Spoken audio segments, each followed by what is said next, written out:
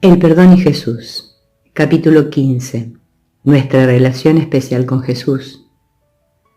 ¿Quién es Jesús? Los dos obstáculos primordiales a nuestro conocimiento de quién es Jesús los constituyen los familiares errores de las relaciones especiales de amor y de odio. La primera de estas la discutiremos en esta sección. En las relaciones de amor especial procuramos idolatrar a aquellas personas a quienes hemos escogido para que sean nuestras compañeras de amor especial y a las cuales ponemos en un pedestal.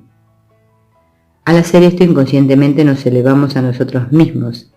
Cuanto mejor tenemos que ser si nos asociamos con uno que es tan especial, y cuanto más especiales nos tornaremos cuando en la base del pedestal están escritas las palabras el unigénito de Dios.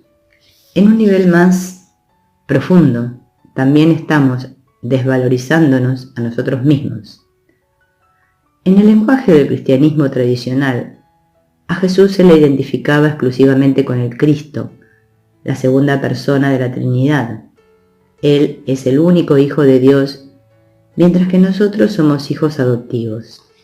San Pablo le impartió su más clara expresión a esta enseñanza, pero al llegar la plenitud de los tiempos, envió Dios a su Hijo, nacido de mujer, nacido de la ley, para rescatar a los que se hallaban bajo la ley y para que recibiéramos la filiación adoptiva.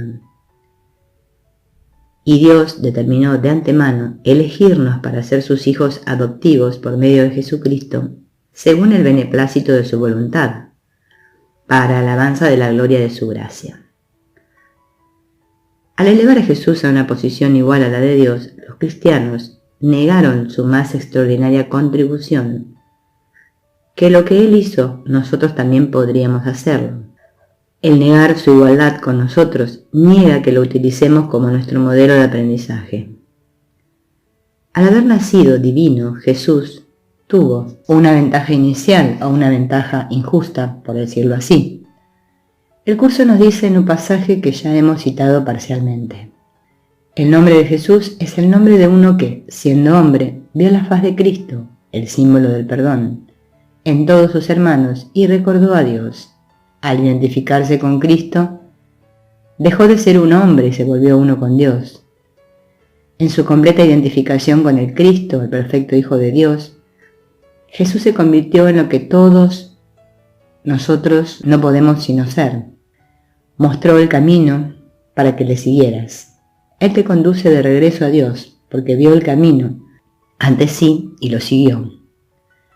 ¿Es Él el Cristo? Por supuesto que sí, junto contigo. Jesús es aquel que primero concluyó el camino de su expiación. Lo inició con nosotros al creer en la realidad del mundo de la separación del ego. Ahora, después de haber aprendido sus lecciones perfectamente y totalmente, vuelve de nuevo para ayudarnos a recorrer el camino del perdón, tal como Él lo hizo. En el curso nos pide que pensemos en Él como un hermano mayor, que merece respeto por su mayor experiencia y obediencia, por su mayor sabiduría. Merece ser amado por ser un hermano y devoción si es devoto. Pero no pide temor reverencial.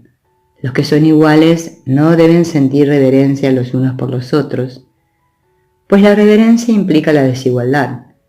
Por consiguiente no es una reacción apropiada hacia mí. Al recalcar su igualdad con nosotros, Jesús añade, no hay nada con respecto a mí que tú no puedas alcanzar. No tengo nada que no proceda de Dios. La diferencia entre nosotros por ahora estriba en que no tengo nada más. Cada uno de nosotros llega a este mundo con dos nombres, el nombre que se nos da, tal como se nos conoce en el cuerpo, y Cristo, el nombre de Dios que se nos otorgó en la creación. Como afirma el libro de ejercicios, el nombre de Dios es mi herencia. Al trascender su identidad como ego, Jesús se hizo uno con Cristo. En este sentido, Él es el Cristo, puesto que ya no es más su ego. Este es un estado que en nosotros es solo latente. De modo que podemos decir que Jesús y nosotros somos diferentes en el tiempo, pero no en la eternidad. En el tiempo, dice Él, Tú estás debajo de mí y yo estoy debajo de Dios. En el proceso de ascensión yo estoy más arriba porque sin mí la distancia entre Dios y el hombre sería demasiado grande para que tú la pudieras salvar. Yo salvo esa distancia por ser tu hermano mayor por un lado y por el otro por ser un hijo de Dios. La devoción que les profeso a mis hermanos es lo que me ha puesto a cargo de la filiación, que completo porque formo parte de ella. Hans Küng, el polémico teólogo católico, ha resumido muy bien este asunto al afirmar que Jesús es el Hijo de Dios, sentado a la diestra del Padre, por función, no por naturaleza. En otras palabras, Jesús se convirtió en el Hijo de Dios o Cristo por virtud de haber concluido primero su plan personal de expiación y ayudarnos a nosotros a hacer lo mismo, pero inherente en su naturaleza está el Cristo inherente en todos nosotros. ¿Cómo ocurrió este error cristológico? Es triste darse cuenta de que la misma culpa que Jesús vino a deshacer terminó siendo el mayor obstáculo para que se le entendiese tanto a él como su mensaje. Ya hemos visto cómo la culpa de los primeros seguidores de Jesús se reforzó durante la vida y muerte de él, y cómo esta culpa jamás se deshizo. Casi de inmediato condujo a los malentendidos de la crucifixión, que discutimos en el capítulo 9, los cuales simplemente fortalecieron la propia culpa de los discípulos. Los siglos posteriores de persecución fueron únicamente una de estas infortunadas consecuencias. Otra lo fue las interpretaciones cristológicas que ellos hicieron de Jesús. Su culpa no solo exigía que fuesen castigados, sino que exigía que fuesen inferiores. No podían ser iguales a Jesús debido a que la culpa no les permitía creer que ellos también eran los hijos bien amados de Dios. Así pues, una de las piedras angulares del mensaje de Jesús se perdió, lo cual hace necesaria esta reiteración en el curso, así como el que se repita en este libro. Cuando sientas miedo, aquíétate y reconoce que Dios es real y que tú eres su Hijo amado en quien Él se complace. Lo mejor que pudieron aspirar los discípulos fue al concepto de Pablo de hijos adoptivos. De este modo, la separación misma, cuyo deshacimiento constituyó la misión de Jesús, se convirtió en parte integrante de la percepción que se tiene de Él, que sólo enseñó la unidad de todas las criaturas en el Dios uno. En palabras del mundo de la pesadilla orwelliana, granja de animales, todos los hombres son iguales, pero algunos son más iguales que otros. Esta creencia en la separación se perpetuó a lo largo de la historia cristiana por medio de las proyecciones de las personas sobre aquellos a quienes no veían como merecedores del reino de Dios, con lo cual enmascaraban su creencia inconsciente de que ellos no merecían el reino de Dios. Jesús se convirtió de esa manera en el objeto del amor especial, y todos aquellos que no creían en Él, tal como lo hacían sus seguidores, se convirtieron en los chivos expiatorios de odio especial. Bajo esta masiva nube de especialismo se opacó la diáfana luz de Jesús y de su mensaje. En el lado de la relación de odio especial que tenía la gente con Jesús, observamos una dinámica similar pero en la forma opuesta. ¿Por qué tenemos que perdonar a Jesús? Aunque el curso no exige que creamos en Jesús, sí nos pide que lo perdonemos. Jesús afirma, por ejemplo, «Tengo gran necesidad de azucenas, pues el Hijo de Dios no me ha perdonado». Generalmente uno no piensa en la necesidad de perdonar a Jesús y para muchos, especialmente los cristianos que le han dedicado sus vidas y corazones, el perdonar a Jesús no tendría sentido. Sin embargo, no existe un impedimento más difundido y más serio para un aspirante espiritual del mundo de Occidente que el de no perdonar a aquel que vino a ayudarnos. El entender la dinámica del ego nos ayuda a explicarnos esta situación, que de otro modo resultaría incomprensible. Vemos que en realidad tenemos que perdonar a Jesús en dos niveles, por lo que Él no es, los ídolos de especialismo que hemos hecho de Él, y en un nivel más profundo por quien es Él verdaderamente. No ha existido un símbolo más poderoso de amor y de odio en el mundo occidental que Jesús.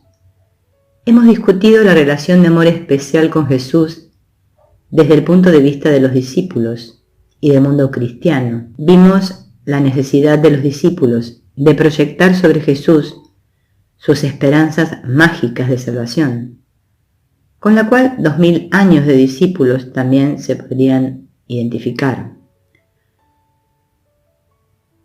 Jesús lo hará por nosotros, y su inevitable frustración cuando estas esperanzas no se hicieron realidad en la forma que ellos esperaban. También nuestra necesidad de que Jesús sea especial y diferente a todos los demás nos llevó a idolatrarlo hasta convertirlo en Dios. En la introducción de este libro comentamos brevemente sobre los ídolos amargos que hemos hecho de él. Nuestra discusión del malentendido de la crucifixión explicaría la dinámica del ego que hay detrás de estas proyecciones y pone al descubierto las razones ocultas detrás de nuestra relación de odio especial con él. En esta sección exploraremos sus formas en mayor profundidad. No es difícil entender los sentimientos negativos del pueblo judío hacia Jesús. Para los judíos Jesús se ha convertido en sinónimo de odio y en un símbolo de 2000 años de persecución, rechazo y asesinato. La larga y trágica historia de antisemitismo cristiano ciertamente parecería justificar esta identificación. Esta ha asumido hasta la forma extrema en la que algunos judíos identifican a la Alemania nazi con el cristianismo y culpan a Jesús por Hitler y el Holocausto. Claramente los intentos de muchos cristianos de proyectar la culpa sobre los judíos fue una clara negación del preciso mensaje de amor y de perdón que Jesús enseñó y ejemplificó. Sin embargo, no ha sido el pueblo judío el único que ha tenido dificultad con Jesús. Para los cristianos, también él ha sido una figura problemática. Al percibirlo como una víctima sacrificatoria, cuya muerte le exigía el plan de expiación de Dios, Jesús se convirtió en un símbolo de sacrificio, sufrimiento y muerte. Además, como la propia culpa de los cristianos exigía chivos expiatorios a los cuales atacar, las subsiguientes separaciones y divisiones también se identificaron con la voluntad de Dios, con Jesús como la figura animadora alrededor de la cual se realizaban tales cruzadas.